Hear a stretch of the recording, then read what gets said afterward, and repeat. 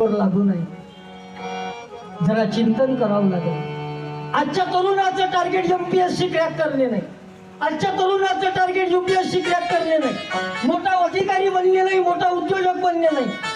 आमच्या तरुणाचं टार्गेट आजचं आहे कोणतं? आमच्या तरुणाचं एकच टार्गेट आहे, कोणी हल्दी 1.5 GB डेटा एका दिवसात कसा संपवणे. आणि ते संपवण्यासाठी सकाळपासून सायंकाळपर्यंत हे जे मोबाईल मध्ये कुचकाच करत बसते, त्यातल्या त्यात जिओ आलं. जिओ काहून तर फुकटाच सिम वाटले पहिले जिओवाल्यानं.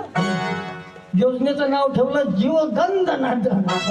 लोकांनी घेतले मस्त दणदणादण. आणि आता 200 रुपयाचा रिचार्ज 750 रुपयाचा केला.